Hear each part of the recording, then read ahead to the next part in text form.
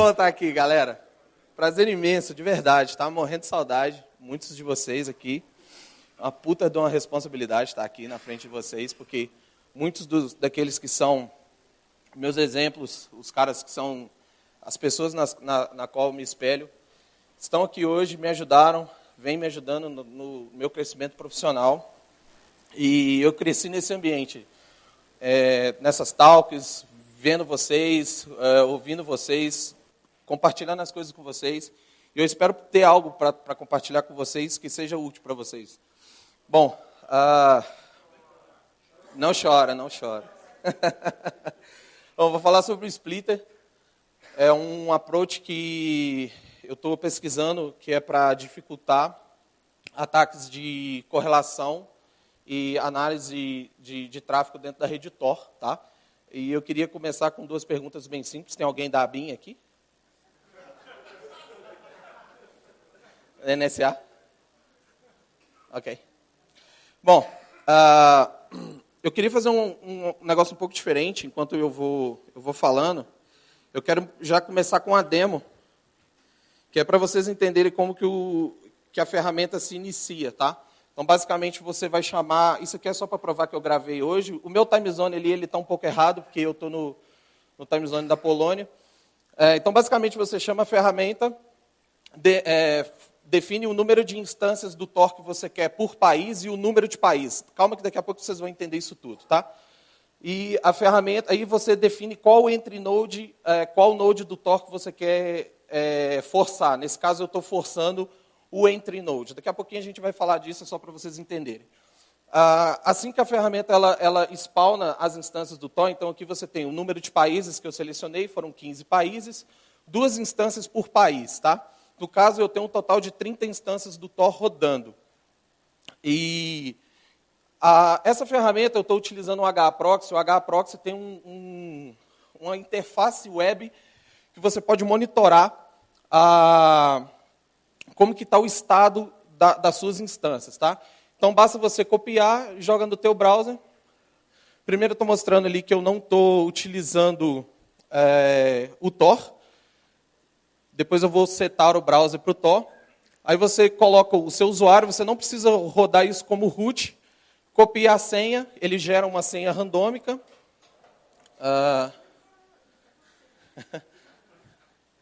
E aí estão as instâncias rodando, e como o Tor é extremamente instável, as instâncias que estão down, ou que ainda não foram carregadas, ou que por algum motivo pararam de responder, elas vão ficar em vermelho. As instâncias que estão funcionando estão em amarelo, e instâncias que estão instáveis vão ficar em amarelo.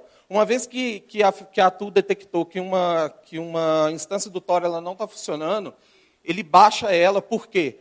Para que requisições não sejam enviadas para ela. Eu preciso que vocês tenham isso em mente, porque isso é o básico do Splitter, e tudo que eu vou explicar vai passar em torno disso, que é basicamente um load balance entre várias instâncias do Tor, ok? E aí, nesse momento, eu estou setando o navegador.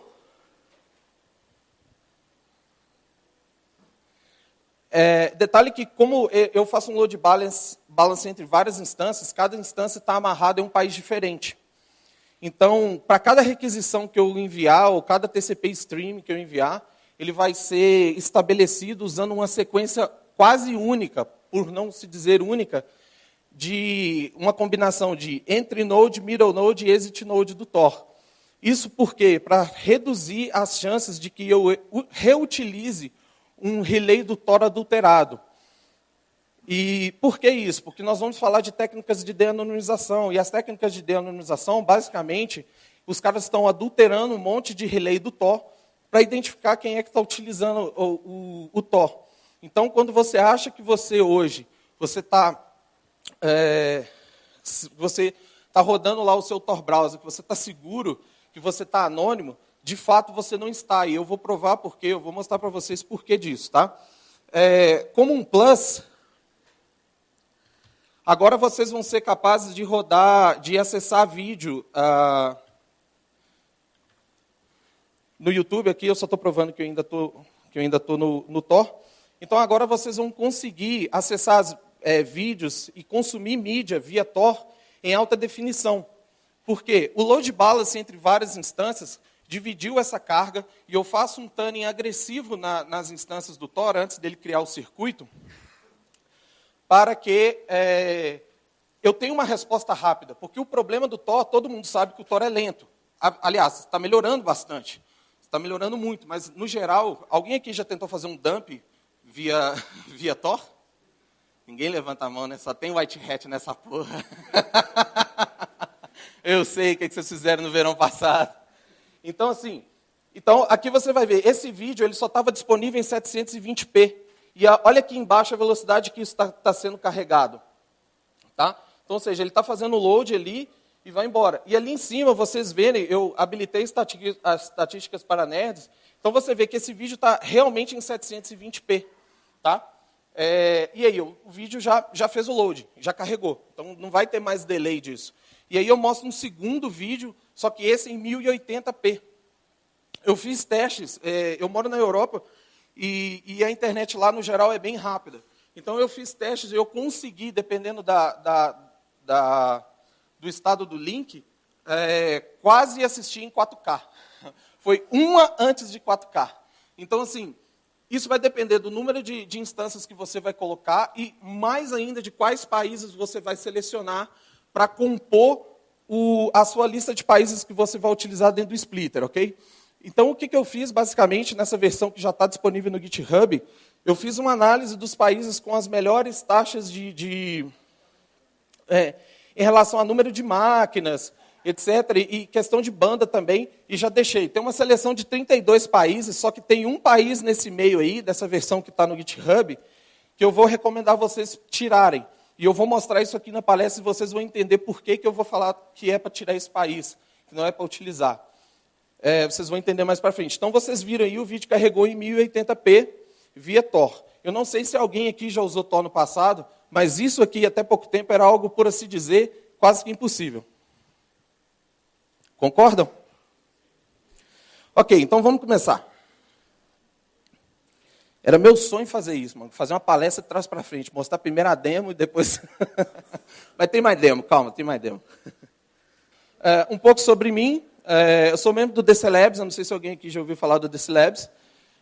Também sou membro fundador do Área 31, Hackerspace.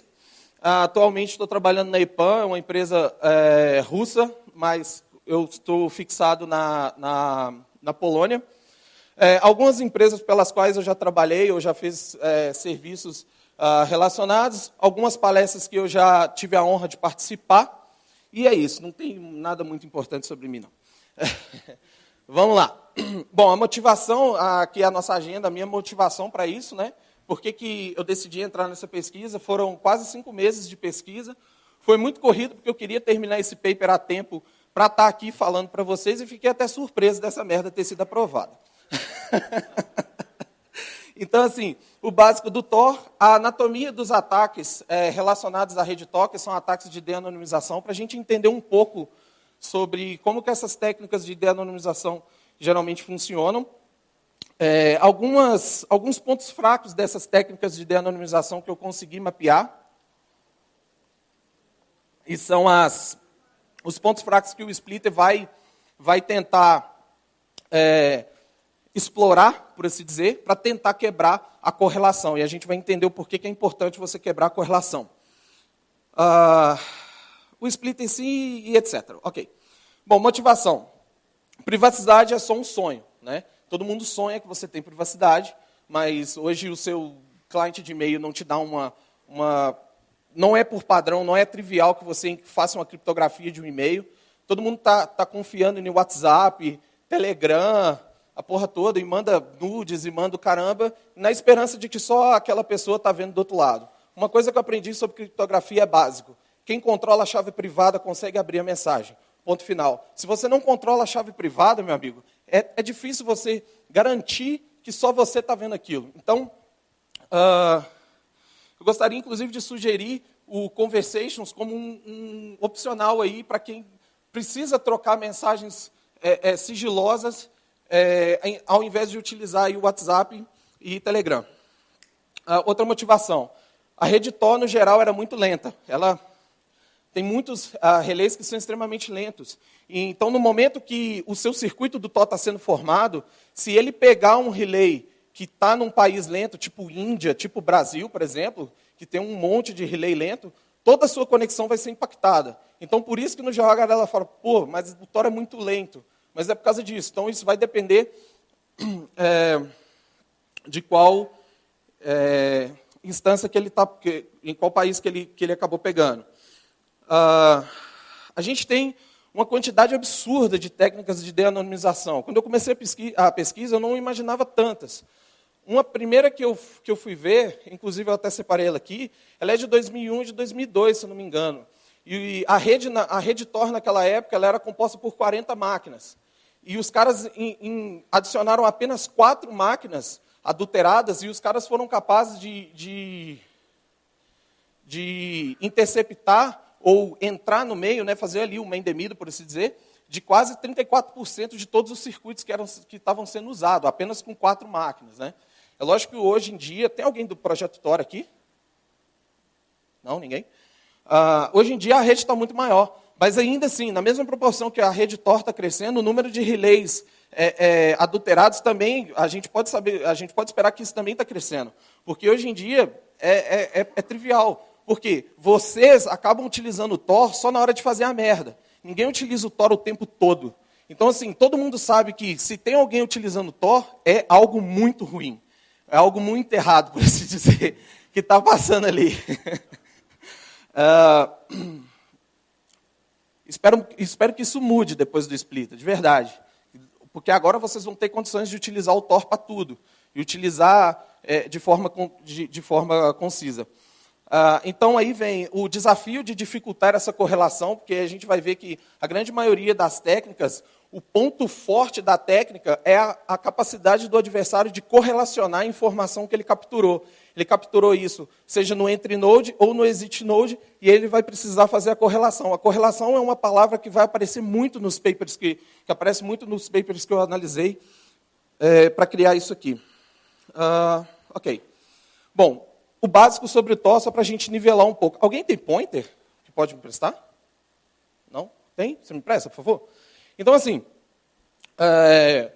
o básico sobre o Tor, tá? Então, a princípio, a sua máquina vai selecionar, vai baixar ali a lista dos nodes, e o Tor ele seleciona os nodes que vão compor o circuito de forma aleatória.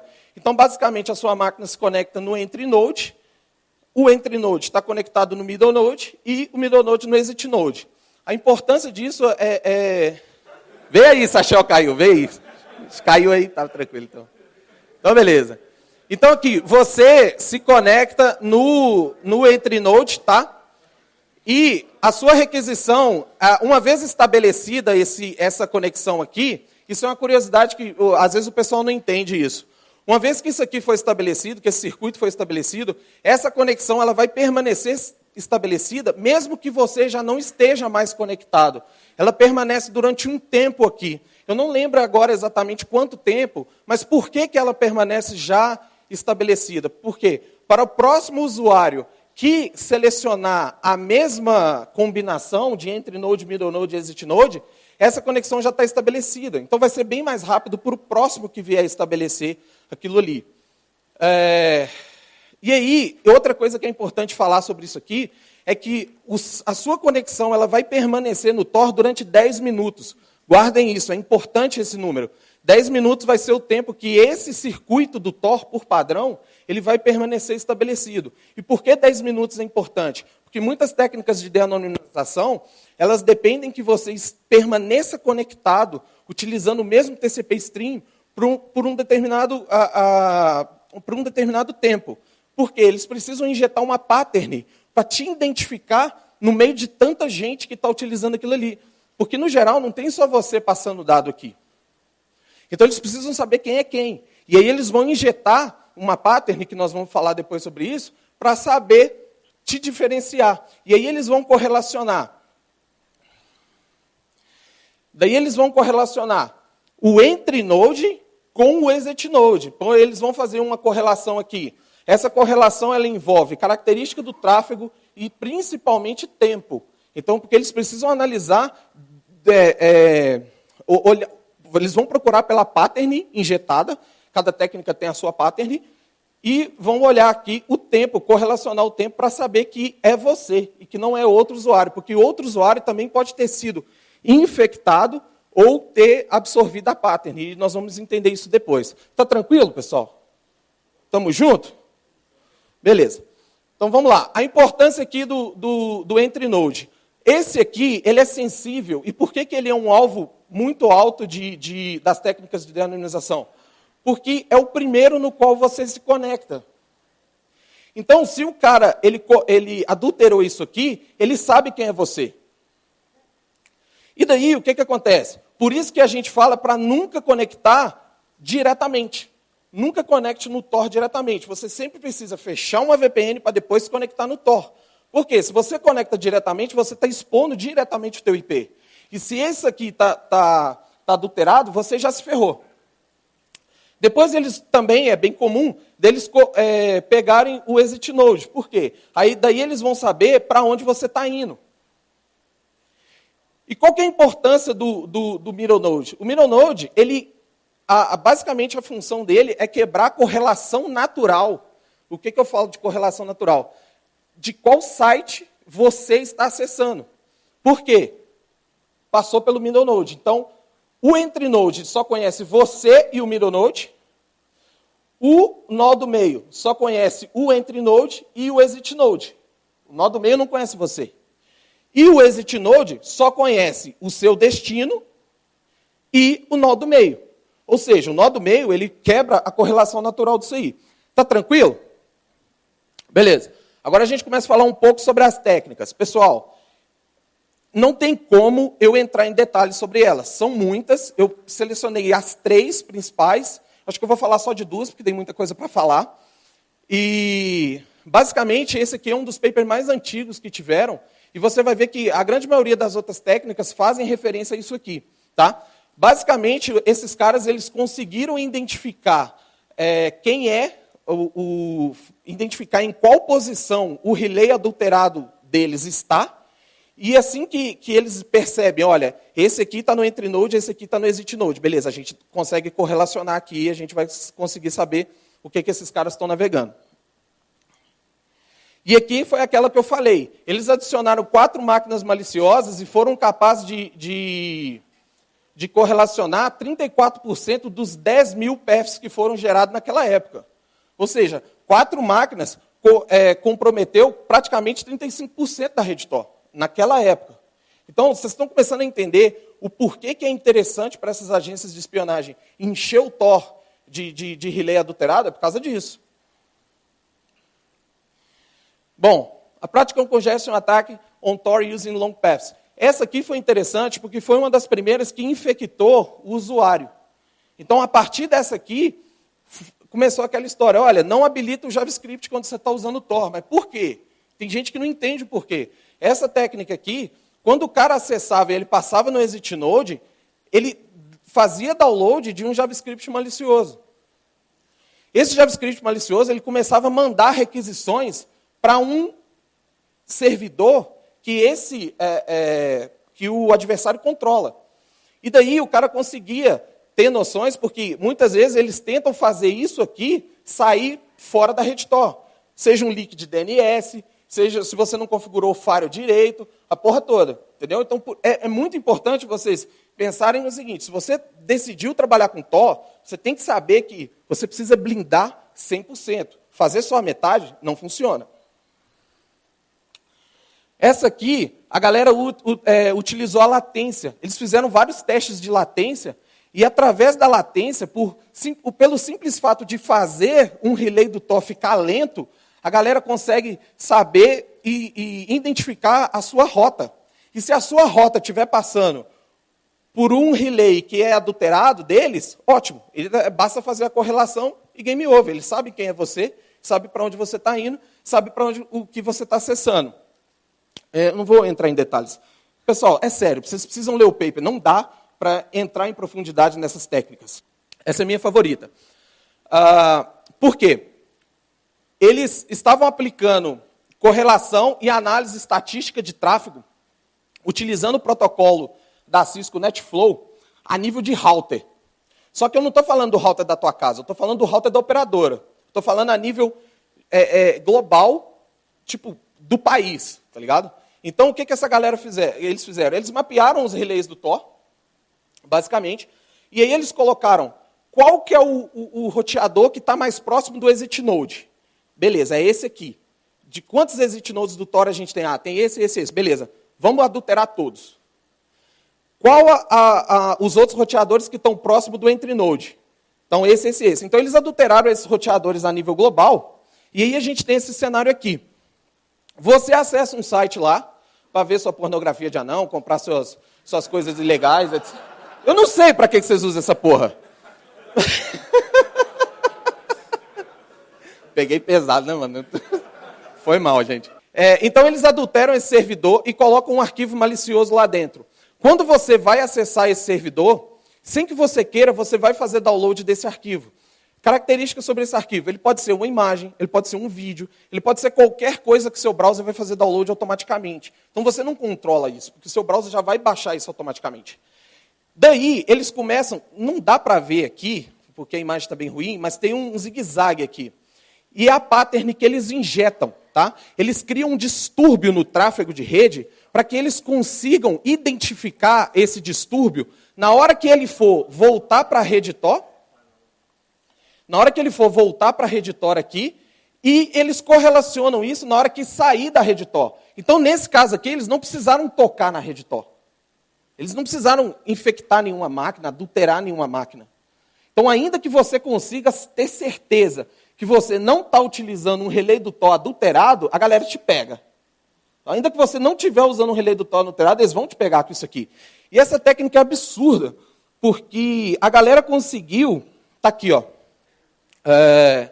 eles conseguiram, no mundo real, não estamos falando de teste acadêmico, nós estamos falando do mundo real, eles conseguiram identificar 81,4% das pessoas com precisão. 81,4%. E você achando que você estava, né? Agora, eu tô ligado. Tá todo mundo preocupado agora. Então, vamos lá. Então, aí eu comecei a analisar essas técnicas e pensar, porra, caralho, nós estamos fodidos. E aí eu pensei assim, muitas dessas técnicas, aí eu comecei a analisar o que essas técnicas têm em comum, tá? Em comum, a grande maioria delas tem em comum o seguinte, eles assumem que você vai utilizar o mesmo circuito do Tor para transferir a pattern, então, ou seja, vai passar pelo mesmo entry node, exit node, middle node, então eles estão assumindo aquilo ali em algumas dessas. O mesmo path global, o mesmo caminho global, então, por exemplo, a sua conexão sai da África, entry node, middle node, Europa, exit node, Estados Unidos, para atingir o site do Curu. Quer dizer, para atingir o site do seu alvo aqui embaixo. Então, assim, e aí, nesse caso, eles assumem que você está utilizando o mesmo path global. Vocês assumem que ele também assume, em algumas patterns, que você está utilizando o mesmo TCP stream. O que é o TCP stream? Básico, né? Que é aquela conexão que já foi estabelecida. Ou seja, você vai fazer um download ininterrupto. Conectou, fechou o three-way handshake, baixa tudo. Então, isso daqui é extremamente importante nesse tipo de técnica que eu mostrei anteriormente. Tá? Então, e também você precisa trocar, enviar e receber uma certa quantidade de dados. Porque quando você está falando de estatística, você está falando da análise de rede, você depende de uma certa quantidade de dados, né? Para que você tenha dado para analisar. Bom, e aí vem, como que essas técnicas podem falhar? Como é que eu poderia fazer para essas técnicas falharem? Então, se nós, como usuários de redes anônimas, se a gente for capaz de afetar a capacidade do adversário de coletar uma quantidade mínima de dados, essas técnicas podem falhar. Porque pode ser difícil você correlacionar e analisar uma quantidade muito pequena de dados.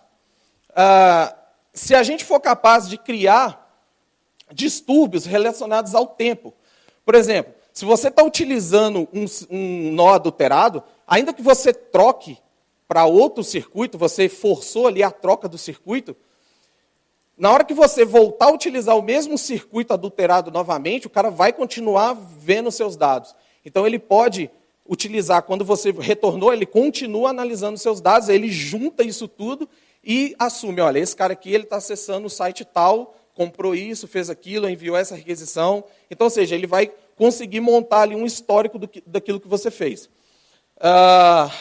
E, o mais importante, identificar a pattern que o cara injetou. Cada técnica tem uma pattern. Tem uma técnica que os caras estavam utilizando e analisando o quanto que o equipamento esquentava, velho.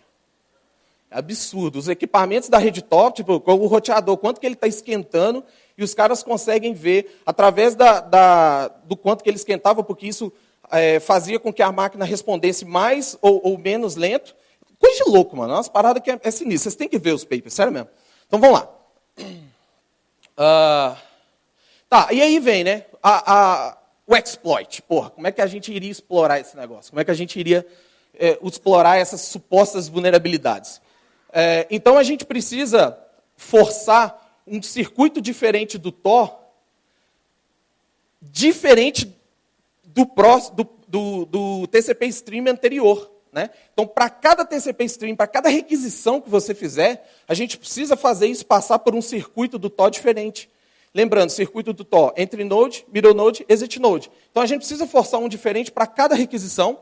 A gente precisa forçar um caminho global diferente. Ou seja, se antes o seu dado estava passando Brasil, Estados Unidos, Europa, agora você precisa mudar para cada requisição.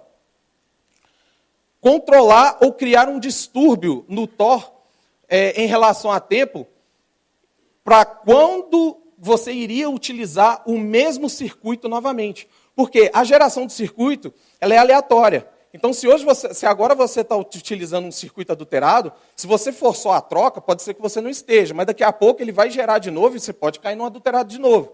Então, você precisa, de certa forma, controlar isso daqui. Por último, controlar o tempo de vida do TCP Stream. Ou seja, você não pode permanecer, a sua conexão não pode ficar estabelecida durante o tempo necessário que essas técnicas precisam para transmitir o dado. Né?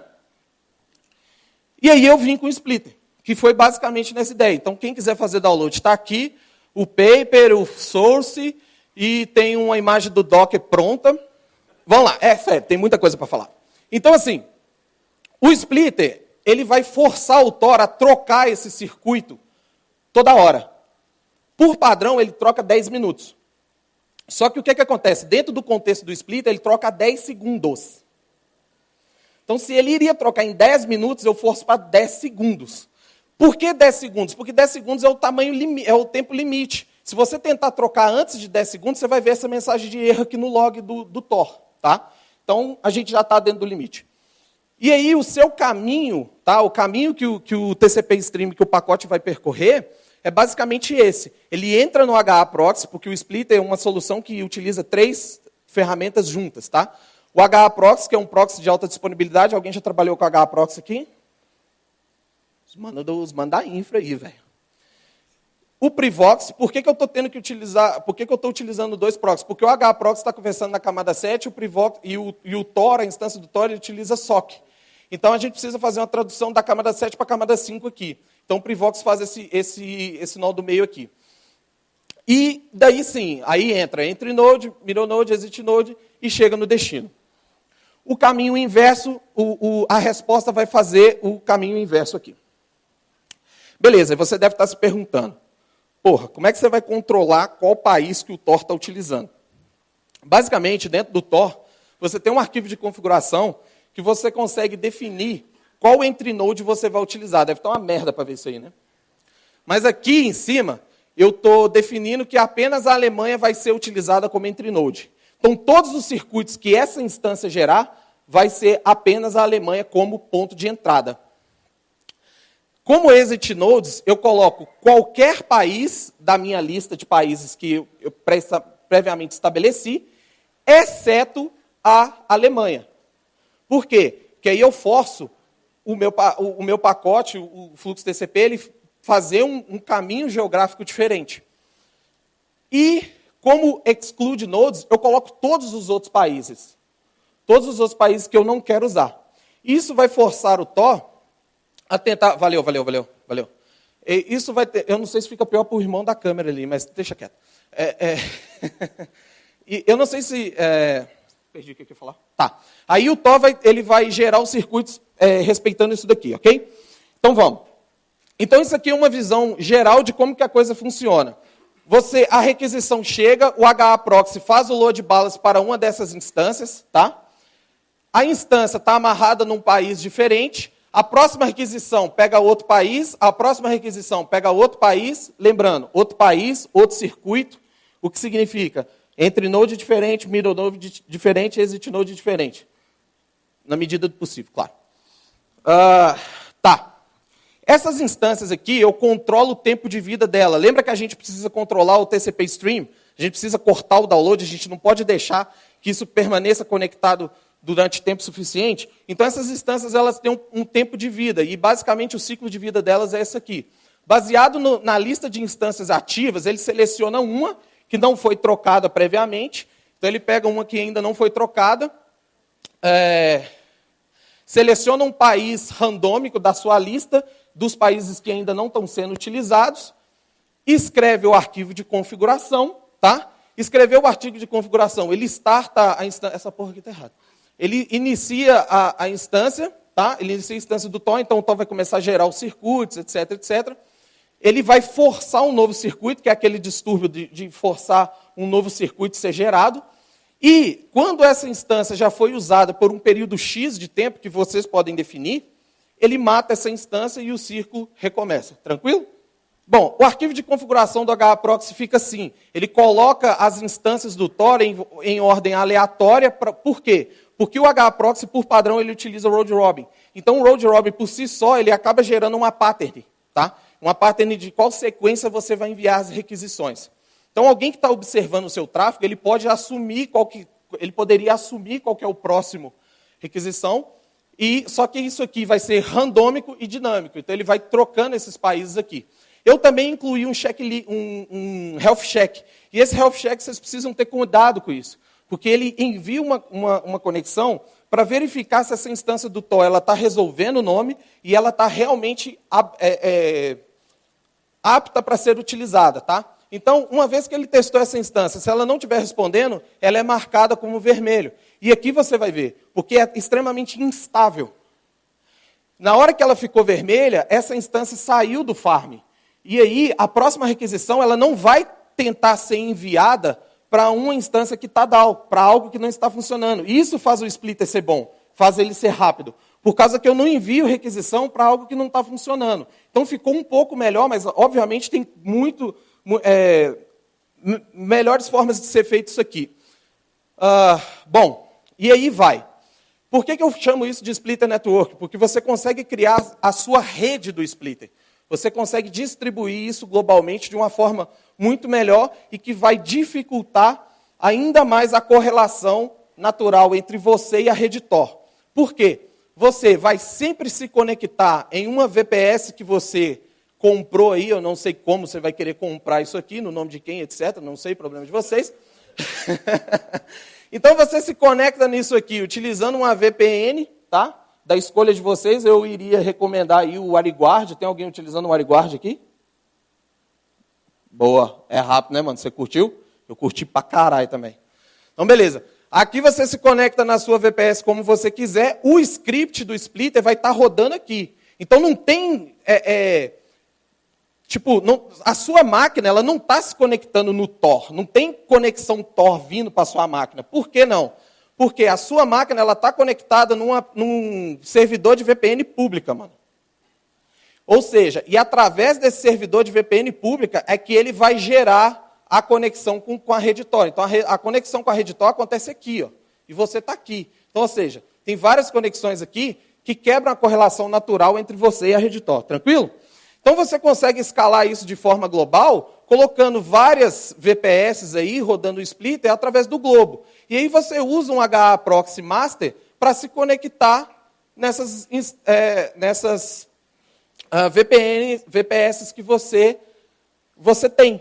E aí o seu tráfego vai ser dividido, né, entre o país e depois Cada um vai para um país diferente e o splitter por si só, ele já está fazendo aquela divisão dele. Bom, beleza.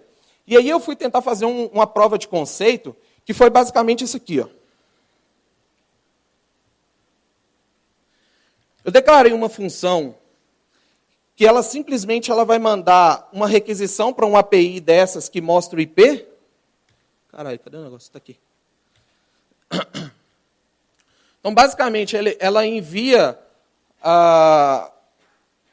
um curl, aí, uma requisição para uma API dessas que mostra o IP, e eu coloquei isso para rodar em loop dentro do splitter para ver com qual frequência, aqui é a API que eu vou acessar, com qual frequência esse IP iria repetir. Então, eu coloquei aqui 10.000 requisições, e ele vai executar essa função simples de shell script. O script também está escrito em shell script. Por que shell script? Porque é mais fácil, né, mano? Se você não sabe shell script, mano, desculpa, não tem muito o que fazer. Então, aqui, em relação a tempo, aqui... Então, aqui, em relação a tempo, aqui, então você vê as requisições, e você vê que cada vez que ele enviou um request, a gente está indo para um IP diferente. E aí eu já sei o que vocês estão pensando. Vocês vão usar isso aqui para fazer merda. Enfim. Então, tá aí, ó. E aí ele começa a mandar e cada requisição vai para um IP diferente. Por quê? Só que aqui eu só consigo analisar qual exit node que foi saiu, saca? Então é um teste simples que qualquer um pode fazer utilizando o splitter. Voltando. Então, para 10.000 requisições que eu enviei, tá? Eu montei o lab da seguinte forma. Eu coloquei 32 países disponíveis na minha lista, tá? E eu coloquei 20 instâncias simultâneas do Tor. E eu coloquei a rotação, porque ele vai trocar os países de 10 instâncias por vez. Então, se eu tenho 20 instâncias, eu forcei a troca de 10 simultâneo, eu ainda vou ter 10 online para eu sempre utilizar. E aí, enquanto ele está fazendo o rodízio. O intervalo entre a troca desses países, eu coloquei 2 minutos, e eu coloquei uma média aqui, durante o teste que eu fiz, foi de 5 a 20 requisições concorrentes por segundo. E o tempo que eu demorei para gerar essas 10.000 requisições foram 34 minutos e 14 segundos. O resultado dessa merda toda aqui, que ninguém prestou atenção, é isso aqui, ó. Então, são todos os IPs, todos os exit nodes que eu utilizei, eu peguei todos eles, e fiz uma média de quais foram o pior caso, o pior cenário, tá? Quais que repetiram mais. Porque uma vez que esse exit node está repetindo, isso significa que o meu dado passou de novo por algo que pode estar comprometido. Correto? Então eu peguei e fui analisar. E aí eu olhei aqui, olha, Espanha, ele repetiu 362 vezes. 362 de 10.000 requisições significa 3,6% do tráfego. Então, de 100%, esse IP aqui passou 3,6%. Aí você pensa, pô, tá muito bom, né? Porque 3,6% só, o cara vai ter só 3,6% para analisar. Só que eu ainda não fiquei feliz com isso aqui, porque quando eu fui analisar os outros IPs, eu vi que estava próximo de 50%. E aí depois eu fui querer entender isso aqui. Mas continuando aqui. Então eu peguei os 7 países mais utilizados, tá? E a soma total desses 7 países, ou seja, assumindo que o mesmo adversário ele controla tudo isso aqui, todos esses 7, no final ele só capturou 17,9% do total de tráfego. Então, se antes ele precisava de 100% para analisar, fazer a correlação e etc., agora ele só tem 17,9%. Se vai ser suficiente para ele correlacionar e saber quem eu sou, eu já não posso responder. Bom, aí eu fui analisar esse IP, porque quando eu joguei isso num gráfico que eu fui ver, eu vi essa curva extremamente acentuada aqui. E aí eu fui analisar que isso aqui, esses 362, alguma coisa, vinha desse IP aqui, que ele é da Espanha, tá ligado? Não vai dar para, eu não acho que lá no fundo não vai dar para ver, mas esse aqui que eu destaquei, ele tem a banda de 10 mega por segundo. Esses de baixo tem alguns abaixo de 1 mega. Então, ou seja, por padrão, o splitter ele evita de utilizar isso aqui, porque é lento. Ele não vai conseguir me responder em tempo hábil, então, geralmente, o splitter dá um timeout. E aí ele acabou repetindo mais nesse cenário aqui. Então, aí eu peguei esse mesmo IP, o pior caso, que é o 3,6%, e eu fui olhar com qual frequência eu repeti aquele IP. com qual frequência ele foi utilizado, qual que é o intervalo de tempo que eu acabei utilizando ele novamente, né?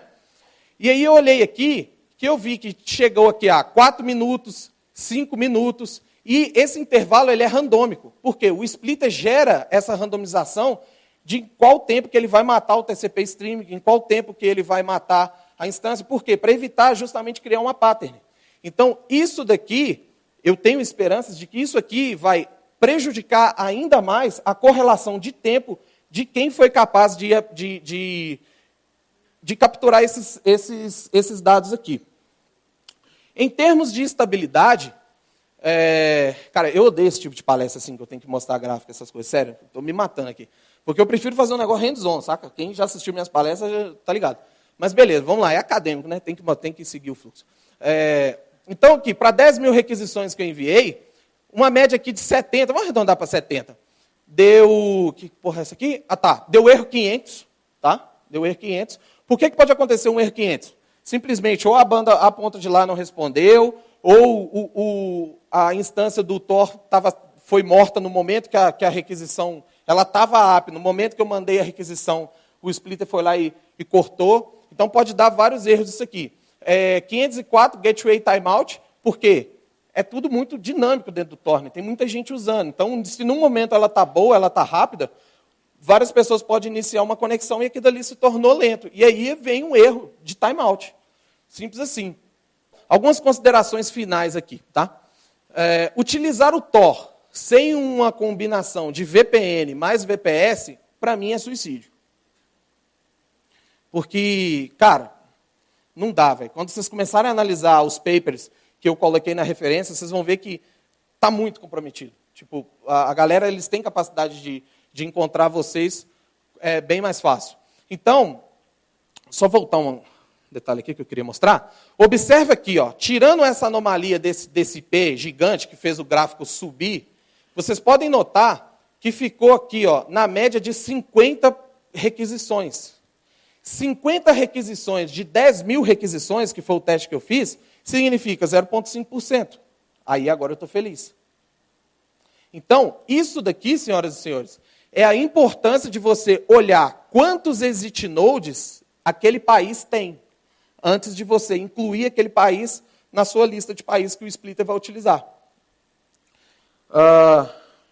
Beleza? Tá. Então, aqui, baseado nessa média aí de 0,5% de todos esses dados repetindo pelo mesmo IP, que pode ou não estar adulterado, bom, eu assumo que não tem dúvidas que o splitter vai dificultar um pouco as coisas, tá? Porque lembra que o cara, agora ele só tem 0,5% em cada relay adulterado. Então, basicamente, a gente está forçando o adversário a comprometer muito mais relay para ele conseguir correlacionar muito mais coisas. Então, boa sorte. HA Proxy ele pode ser utilizado para prover uma melhor estabilidade dentro do Tor. Então, assim, eu vou submeter essa pesquisa para a galera do Tor e eu gostaria muito que eles considerassem alguma coisa nessa linha para que fosse implementado por padrão no Tor. Porque aí a gente ia ter uma estabilidade melhor e um load balance maior dentro da rede do Tor e não ficaria aquele negócio, porra, você está 10 minutos esgoelando a mesma conexão, tá ligado? Sendo que a rede do Tor está muito grande, pode ser muito melhor distribuído essa carga aí. Você explicou que aqueles nodes que você deixou do lado de fora são justamente, desculpa, os países que você deixou do lado de fora são justamente porque não tinham nodes suficientes, não é isso? Exato. Gostaria de saber se a escolha da Alemanha como node de entrada tem a ver com... Não, calma. Isso não é fixo. É randômico. Toda hora ele vai pegar um país randômico da sua lista. Não é fixo a Alemanha. Tá. Toda hora ele vai gerar um randômico. Para cada instância do Tor, ele passa num país randômico. Na próxima vez que eu matar aquela instância, ele vai pegar um país diferente para ser utilizado. Se você está forçando o entry node, então aquele país vai ser forçado para ser o entry node. Aí, se você quer forçar o exit node, por exemplo, num contexto de pentest, por exemplo, às vezes você está num pentest, a gente estava conversando sobre isso, né, Espreto? Às vezes você está num pentest e o cara está te bloqueando, ele está bloqueando o teu IP, por exemplo. Você fez uma quantidade, alguns números de requisições, ele não tem uma blacklist de Tor, ele só apenas está bloqueando o IP. Então, a próxima requisição que você mandar com IP diferente, possivelmente ele não está bloqueando, então o ataque segue, correto? Então, nesse caso, você pode, por exemplo, forçar o exit node, que aí você vai ter sempre o IP passando por uma saída diferente. Então, se você estabeleceu 20 instâncias, você vai ter 20 IPs diferentes para bater no cara, sacou? E aí vai, em round robin. Então, assim, a Alemanha ela não é fixa, nenhum país é fixo. A randomicidade é uma coisa linda. Então, assim, eu utilizo isso bastante justamente para não gerar uma pattern de tráfego, para não ficar assim, muito evidente que você está usando o splitter, para não ficar muito evidente que você está usando Tor, para ficar exatamente algo imprevisível, por assim dizer. Prossiga. Cara, meus parabéns pelo projeto, viu? Ficou Obrigado. Foda pra caralho. Eu vi ali que tu mostrou no padrão, onde ele mais repetiu, geralmente onde o link é maior. Se, por exemplo, num cenário onde um Estado-nação pode, por exemplo, subir links com maior disponibilidade e maior velocidade, isso não poderia comprometer esse esquema? Primeiro, ele não repetiu quem o link é maior. É porque só tem 3 exit nodes disponíveis naquele país. Por isso que ele repetiu quem é maior. Porque os outros não me respondiam em tempo suficiente. Então, por isso que ele pegou o maior. Então, é aí que está o tempo, a sacada. Você precisa, antes de considerar um país na tua lista, você precisa ver quantos exit nodes você tem disponíveis. Porque ele vai distribuir isso dentro daqueles exit nodes de forma o mais igualitária possível entre eles. Então, não é fixo um só, ok? Tem mais? Parabéns pela pesquisa. Obrigado. Ainda nessa linha, você acha que você fez? Você tirou um certo viés do tráfego ali de alguém que está tentando identificar. Esse alguém que está tentando identificar poderia inserir nós com a disponibilidade maior, ainda nessa linha. Claro, é o que eles fazem, na verdade. Então, você acha que, muito embora tenha essa aleatoriedade ali, acha que vai ter uma tendência de tráfego para aqueles exit nodes com maior potência de tráfego? Independente... minha questão é, como você enxerga esse tipo? Ah, tá, eu entendi o que você quis dizer. Primeiro é importante entender o seguinte, essa preocupação com quem tem mais banda existe, óbvio. E você vai controlar isso de acordo com o seu timeout, porque você pode definir o timeout. Se você coloca um timeout muito pequeno, obviamente ele só vai dar prioridade para quem tem mais banda. Só que a questão aqui, senhoras e senhores, não é o fato de você não utilizar um relé adulterado. Eu estou assumindo que esses relés estão adulterados.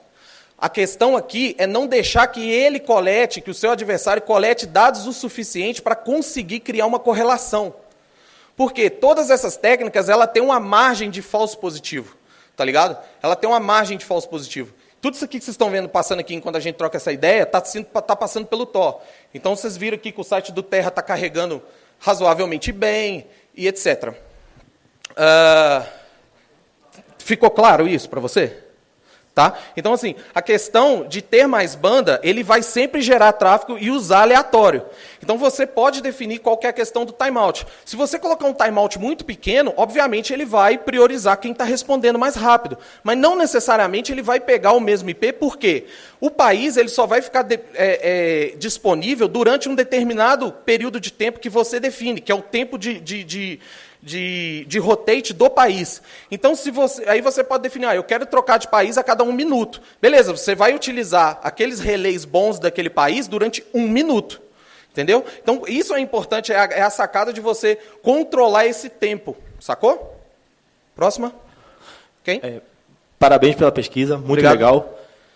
Minha pergunta é, pelo que eu vi, primeiro passa pelo hproxy e depois privproxy, né? Privox. Privoxy. Não conheço as soluções, mas não é um pouco perigoso, talvez, confiar nesses proxies para fazer todos os requests sobre eles? Está tudo na sua máquina, são open source, e o Privox foi feito para ser utilizado com o Tor. O hproxy ele não mostra, ele não é visível que você está usando o hproxy. Ele não se anuncia, tá? Então, assim, ele é bem tranquilo, eu fui muito cuidadoso na escolha disso. Sempre tem risco, cara. Sempre tem risco. Se eu falar que não tem risco, não tem como. Tranquilo? Boa tarde. Quem? Cadê onde? Ah, ok. Você falou que tem um tuning agressivo para conseguir melhorar a performance do Thor quando você mostrou a parte do vídeo. Esse tuning ele tem algum parâmetro de randomização ou ele pode ser usado para fazer um fingerprint nas conexões? Ele tem um parâmetro de randomização justamente para dificultar o fingerprint. Só que eu fiz esse tuning para mostrar que seria possível você ter uma velocidade rápida para algo que, na época que eu utilizava Tor, era quase impossível você ter. Então, eu queria meio que, abre aspas, impressionar vocês em relação à velocidade. Só que você precisa escolher o que você quer. Se você quer velocidade ou se você quer segurança, por assim dizer. Né? Então, assim, eu não aconselho você fazer um tuning agressivo. Eu não aconselho isso porque você reduz muito a quantidade de relays que você pode utilizar, né? Porque se ele estiver lento, ele não vai causar. Então, você precisa dosar o que você quer. Se você quer estabilidade ou se você quer segurança. Eu acredito que hoje em dia a quebra do anonimato... Só um minuto. Isso aqui é um teste de velocidade do Thor, viu? Só para vocês verem qual que é a velocidade. Desculpa, mestre, agora continua. Eu acredito que hoje em dia a quebra do anonimato é feita por exploração no navegador. Então, a grande maioria. Eles mandam um payload para o navegador, exploram a falha e acaba fazendo com que o navegador forneça os dados. Mas a pergunta que eu quero fazer, que o Elbert queria fazer e não quis fazer, é que alguns sites, tipo Xvideos da vida, eles pedem, por exemplo, um CAPTCHA quando você vai acessar através da rede Tor. Como você está alterando bastante o exit node, isso não quebraria de toda hora ele tentar ter que ficar pedindo e disponibilizar o serviço? Geralmente, uma vez que você autenticou, a sequência ele não pede mais autenticação. Então, uma vez que você resolveu o CAPTCHA, geralmente na próxima ele não vem. Então, porque você se mantém um cookie. O cookie, tá ligado? O cookie ainda te denuncia. Então, tem que tomar esse cuidado. Tem sempre então, tomar se abriu no Xvideos, viu? Se abrir no Xvideos, o cookie vai te denunciar, mano. Obrigado. E outra coisa, pessoal. O lance da VPS... Você quer perguntar, Nego? Quer perguntar? Firmeza. O lance da VPS, pessoal, vocês têm que tomar muito cuidado, muito cuidado. Tira o DNS e vocês precisam focar. Dá uma olhada no paper, porque no paper eu dou uma explicação melhor, como blindar essa máquina para não deixar o dado não pode sair, só pode ter saída de dado pelo Tor. Se vazar por qualquer outra coisa, nada disso aqui valeu a pena. Então, tipo assim, tem que ser blindado. A única saída de dados tem que ser via rede Tor. Oi. Grinch, eu vi que você colocou e estava falando sobre a VPS agora, né, cara? Sim. Então, o que acontece? Você já considerou, por exemplo, já que a VPS é de alguém, o entry node ser o nó da VPS? O entry node? Você transformar ele num entry node da rede Tor. Não, olha, por padrão, uma vez que você está conectado no Tor, tá? Ainda que você não queira, mas se a sua conexão ela for estável o suficiente, você vai virar um entry node. Então, isso já é padrão do Tor. Mas é que daí ele não vai estar comprometido por padrão, né? Esse que é o detalhe. Sim. Já que é teu. Sim. Mas como a seleção dos circuitos é randômica, e essa é a ideia de ser randômica, eu não posso assumir que eu vou sempre utilizar algo que é meu. Sacou? Porque o protocolo do Tor por si só, ele é randômico na seleção de entry node, exit node, middle node, etc. Sacou? Exato. Próxima. Oi. Parabéns pela pesquisa, ficou muito legal. Eu Obrigado. tenho uma dúvida em relação a como você fez o teste da questão da frequência, porque, pelo que eu entendi, todos os seus testes foram baseados em você bater naquele endpoint para tentar descobrir qual era o node de saída que você estava. Só que você tem uma questão que você está matando os streams, os TCP streams com uma certa frequência. Então, você não vai prejudicar um dump de uma base... Não, quer dizer, outra coisa. Você não vai prejudicar qualquer coisa que você esteja querendo fazer, porque você está cortando o acesso do stream? Eu estava preparado para essa pergunta, eu sabia que ela ia surgir. Que fique bem claro que eu não quis dizer dump, não foi isso que eu quis dizer. Não, ninguém está falando que você já fez dump via SQL Map, mano, eu sei. Aqui, eu faço um download, tá? De uma ISO. Eu fiz um teste qualquer aqui, tá? Então, esse download, ele começa via splitter. E aí vocês vão ver que o splitter, na hora que ele cortar o TCP stream, só que observe aqui, eu estou passando o wget com um tries de 5.000. Ele vai tentar 5.000 vezes caso isso aqui falhar. E esse é que é o problema. Porque a sua ferramenta ela precisa estar preparada para isso, para um corte. Naturalmente, se você está usando um YouTube, por exemplo, se você teve um corte, ele já reconecta. Se ele já tem um cache ali na ponta, fica transparente para você. Meio que você não percebe que aquele corte aconteceu, porque ele já tinha um cache e continuou fazendo o download, saca? Nesse caso aqui, deixa eu só adiantar um pouquinho. Aqui, ó, ele cortou. Aí eu estou utilizando o wget-c para dar sequência. Então, aqui embaixo, olha, ele continua o download de onde veio. Eu vou adiantando o vídeo, eu coloquei um cronômetro ali. Olha, cortou, já tinha cortado uma lá atrás, 2 aqui, 3, 4, e ele vai cortando. 23, e ele vai cortando. Por quê? Deu o tempo máximo de utilização, corta de novo. Porque essa é a única forma que eu achei até o momento de impedir que essa pattern seja trafegada no caso daquela conexão lá. Outra coisa, se o cara anotou a máquina, ele vai perder ali a conexão dele. Mas aí já é caso perdido, né? Enfim, é mais ou menos isso. Tranquilo, irmão? Próxima. É muito simples, é muito simples. Basta você definir qual país que você quer usar. Então, se você tem a lista de países que você quer usar, e aí você vai lá e coloca assim, eu só quero utilizar o país Rússia, por exemplo. E aí você coloca número de países que eu quero utilizar. Na hora que você vai executar o split, você coloca 1, que ele só tem 1 na lista, então ele vai pegar o único que tem, que é Rússia. Número de instâncias por país, aí você coloca 10. Ele vai tentar criar 10 instâncias do Tor, 10 conexões do Tor, saindo pela Rússia. E você pode forçar o entry node ou o exit node. Então, se você quer ter certeza que o seu tráfego vai sair por aquele país, você seta um país, coloca o número de instâncias que você quer de acordo com a estabilidade que você precisa e coloca... o que mais? Isso. E aí você coloca lá 20 instâncias do Tor e manda rodar. E aí força o exit node, no caso, que aí você sempre vai sair e coloca o país que você quer. Se você colocar outro, ele divide para outro. O número de países que você colocar é o número de países que ele vai dividir a carga. E ele vai tentar fazer isso de forma igualitária. Dúvidas? Se eu quiser fazer N requisições saindo de uma mesma máquina, digamos que o endpoint que eu estou acessando checa o IP e a sessão é em função disso. Eu conseguiria colocar uma instância e aí fazer esse fluxo de requisições e depois fazer novamente? Se eu quisesse garantir que está saindo X requisições saem de uma mesma instância, seria esse caso. No caso é o seguinte, por padrão, cada requisição ele já vai enviar para uma instância diferente.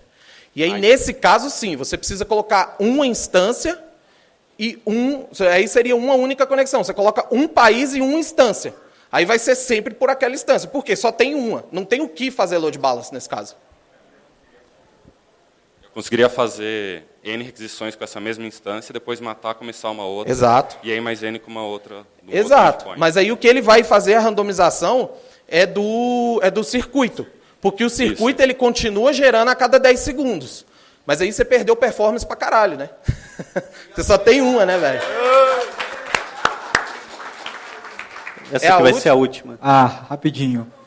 Você acha que se eu forçar o cliente a usar HTTP 1.0, onde ele abre vários TCPs para cada objeto, isso ajuda ainda mais essa ferramenta? Porque você teria múltiplos TCP streams. Porque cada TCP stream vai para um, né? Melhor ainda.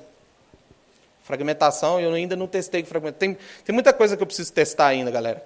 Isso está muito imaturo ainda, porque a versão 1 é a primeira. Eu estou testando isso aqui, já tem 5 meses que eu estou testando desse jeito. Tá? Coloquei minha casa inteira para sair via Tor. Minha mulher ficou sem entender por que todo site que ela vai tentar acessar aparece o CAPTCHA da Google. Mas eu precisava testar essa porra, velho. Então foi a forma que eu encontrei. Tranquilo? Obrigado, pessoal.